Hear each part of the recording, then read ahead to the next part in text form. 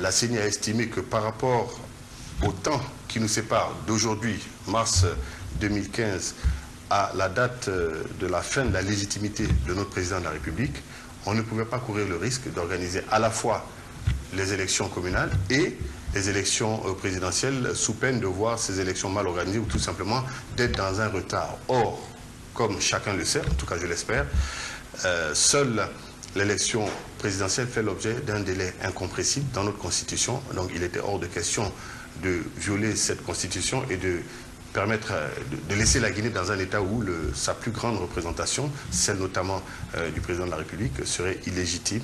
Ça nous aurait amené vers une autre crise qui serait celle de la légitimité du pouvoir en place et peut-être d'autres voies de transition. C'est la raison pour laquelle nous avons pris acte de cette décision de la CENI et que nous avons dit que par ailleurs, il n'existe aucune règle, en tout cas nous semble-t-il, qui instaure une hiérarchie entre les différentes élections. Donc il n'y avait pas de raison pour qu'on n'accepte pas cette proposition de la CENI.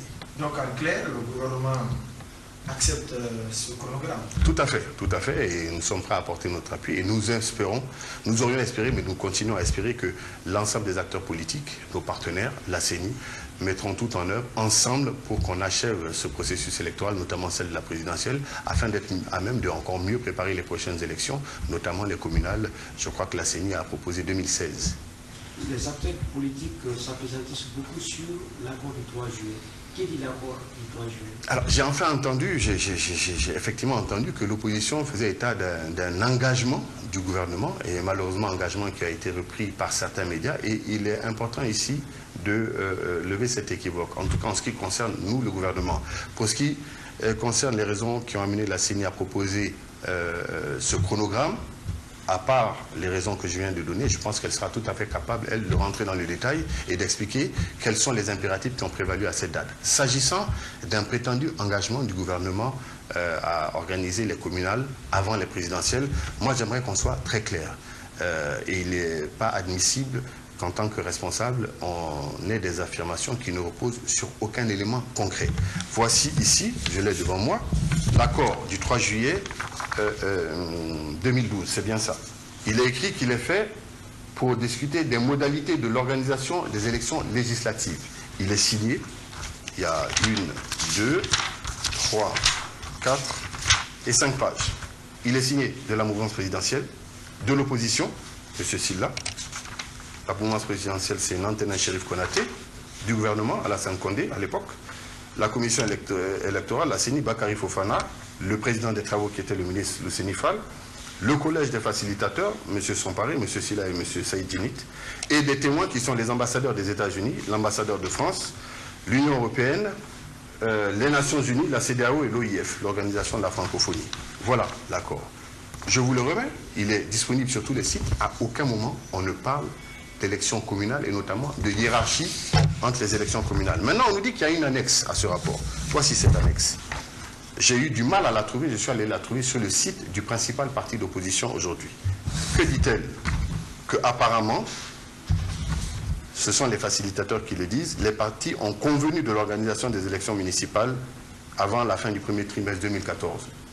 Mais, signature Abouakar Somparé, Saïd Djinit, c'est pour ordre, donc ce n'est même pas lui qui signe, et Salif Silla. Je ne vois aucune autre signature ici, notamment d'un membre du gouvernement. Comment peut-on mettre en parallèle ce document et celui-ci? Je crois qu'il faut être sérieux.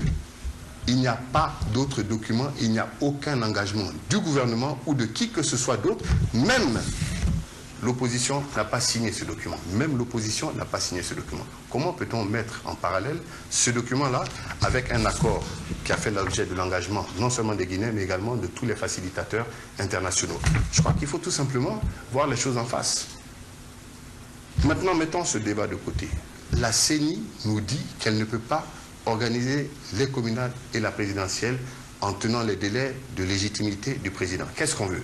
On veut avoir dans quelques mois une situation où la Guinée aurait un président illégitime et qu'à ce moment-là, l'opposition réclame une nouvelle phase de transition, ou on veut tout simplement qu'on complète nos élections présidentielles et qu'on s'accommode d'une situation qui, certes, n'est pas souhaitable, où les représentants communaux ne sont plus légitimes, mais qu'on va régulariser dans les mois qui suivent. Il faut retenir une chose. Ces représentants communaux ont été mis en place en 2005. le RPG Arc-en-Ciel n'était pas au pouvoir à ce moment-là. Le président Alpha Condé n'était pas au pouvoir à ce moment-là. On en a remplacé quelques-unes, je crois 28 sur les 342. Il en reste 314 qui ont été mises en place depuis 2005. Si quelqu'un doit avoir peur du comportement de ces représentations communales, c'est peut-être la mouvance présidentielle.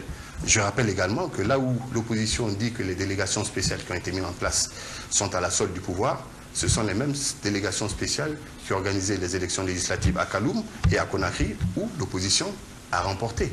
Donc, je ne vois pas, sincèrement, où il y a problème. D'autant plus qu'en principe, si on respecte la loi, ces délégations n'ont rien à voir avec l'organisation des élections et que la CENI, semble-t-il, en tout cas elle l'a dit, est en train de mettre en place un cadre de transparence où tout le monde est invité à participer pour justement faire de telle sorte que personne d'autre que les acteurs véritablement concernés ne participent aux élections. Au lieu qu'on perde du temps à débattre de choses qui finalement n'ont aucune influence sur l'élection présidentielle et ne font l'objet d'aucun engagement, battons-nous ensemble, opposition, mouvance présidentielle, État et CENI, pour mettre un cadre de transparence et empêcher justement toute interférence de qui que ce soit, et notamment des autorités administratives, dans le processus électoral.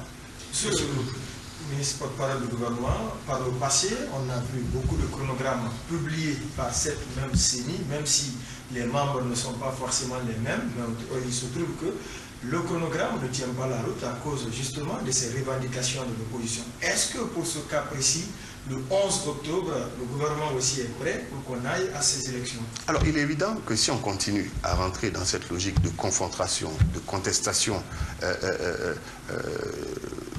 de débat sur des prétendus engagements et de mise en place de délégations parallèles de désobéissance civile, on ne sera pas dans un climat qui permettra à la CENI et à tous ses partenaires, tous nos partenaires, d'organiser des élections dans la transparence et dans la sérénité. Et à ce moment-là, on aura encore des déchets au moment de l'organisation de la présidentielle. Je ne pense pas que cela soit souhaitable.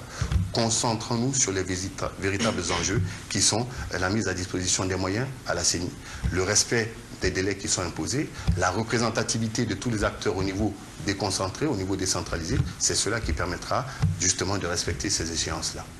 Monsieur le ministre, aujourd'hui même, une partie des commissaires de la CENI était face à la presse disant que toute l'année a été consacrée, je vais dire, à la préparation des élections, bien sûr, mais surtout des élections locales. Eux, ils sont aujourd'hui surpris que ce soit les élections présidentielles qui soient privilégiées. Est-ce que quelque part, il n'y a pas une injonction qui soit venue de la présidence pour qu'on parte à ces élections? Mais on tourne en rond, c'est toujours le même débat. La CENI est un organe indépendant. Si elle se laisse faire par des injonctions, alors même que l'opposition est représentée à l'intérieur de la CENI, je n'ai pas envie de dire tant pis pour elle, mais c'est quand même sa responsabilité. Je crois qu'avant de prendre cette décision, avant de convoquer la conférence de Kindia, la CENI est passée par un processus, je pense, de vote qui a permis d'aboutir à cette décision. Sur ce qui s'est passé à l'intérieur de la CENI, je vous renverrai à la CENI. C'est elle qui est responsable de ces décisions. Les commissaires de l'opposition qui sont à l'intérieur de la CENI ont une responsabilité, c'est celle de dire la vérité. Je suis d'accord avec vous. Si c'est leur vérité, tant mieux pour l'opposition. Mais toujours est-il que cela ne règle pas le fond du débat. La CENI, en tant que institution souveraine, a pris cette décision, ils y ont été associés. Dès l'instant, elle devient une solution applicable à l'ensemble des acteurs politiques de notre pays. Nous n'avons pas à débattre de ce qui s'est passé à l'intérieur de la CENI. Et à ma connaissance, depuis que ce processus a commencé, c'est maintenant qu'on entend parler un certain nombre de commissaires. Pendant tout ce temps, on n'a jamais entendu un commissaire de l'opposition ou même de la mouvance tirer la sonnette d'alarme et prévenir qui que ce soit, encore moins ceux qui l'ont envoyé à la CENI, des dérives éventuelles auxquelles la CENI serait arrivée. Pourtant, tous les leaders de première ligne de l'opposition sont catégoriques là-dessus, qu'ils ne vont jamais cautionner ce chronogramme. Conséquence, ils vont entreprendre des séries d'activités sur le terrain, notamment les marches, les désobéissances. À quoi ça va nous conduire, M. le ministre porte-parole du gouvernement? Est-ce que le gouvernement va maintenant faire des élections sans l'opposition, au cas où on ne change pas de date, l'opposition aussi ne revient pas sur ça? Ce ne serait pas souhaitable. En même temps, le gouvernement ne peut pas prendre le risque de placer la Guinée dans un cycle d'instabilité institutionnelle. Cela est exclu. Il est également exclu que l'autorité de l'État soit remise en cause par des délégations parallèles. L'opposition exercera ses libertés fondamentales dans le respect de la loi, c'est un droit. Le gouvernement assurera l'ordre public, c'est un devoir.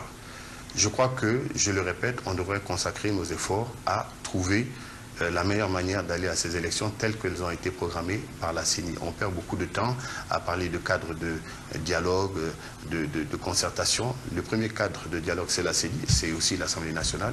L'opposition y est largement représentée.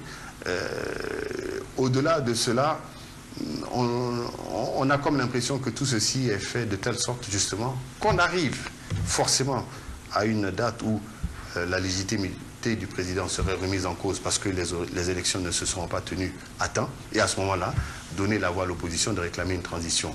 Ça serait dommage que ce soit un calcul de l'opposition parce que ça serait vouloir que la Guinée refasse un bond en arrière, un immense bond en arrière. Je ne crois pas que cela soit souhaitable. Et qui fera le gouvernement pour ne pas que la Guinée se retrouve encore dans ce cycle de violence qu'on a connu dans les années précédentes? Déjà expliqué, peut-être que tout le monde n'a pas accès à ces informations, à ces documents. Continuer à asséner que c'est la CENI qui est responsable de l'organisation de ces élections, qu'elle est souveraine dans sa prise de décision, et que si d'aventure le gouvernement et l'opposition s'entendaient pour imposer à la CENI, je ne sais pas comment pratiquement cela pourrait se faire, mais à supposer que cela se fasse, ça serait une violation de la Constitution, de l'indépendance de la CENI. 2, ça serait dire à la CENI, vous n'êtes plus responsable de l'organisation des élections. Et à ce moment-là, la CENI nous dirait, tout ce qui se passera en termes de dysfonctionnement, d'anomalies, de retard, nous, CENI, nous n'en serons plus responsables. C'est le gouvernement et l'opposition et la mouvance présidentielle qui en seront responsables. À ce moment-là, on rentre dans un cycle d'anarchie totale, de manque de crédibilité, non seulement pour nous-mêmes Guinéens vis-à-vis de nos propres textes et de nos institutions, mais aussi et surtout vis-à-vis de la communauté internationale qui, pour investir dans notre pays, a besoin d'un minimum de garanties institutionnelles. Est-ce que c'est à ça qu'on va arriver? En tout cas, le gouvernement n'a pas l'intention de laisser faire et de s'engager sur cette voie-là. Merci. Merci.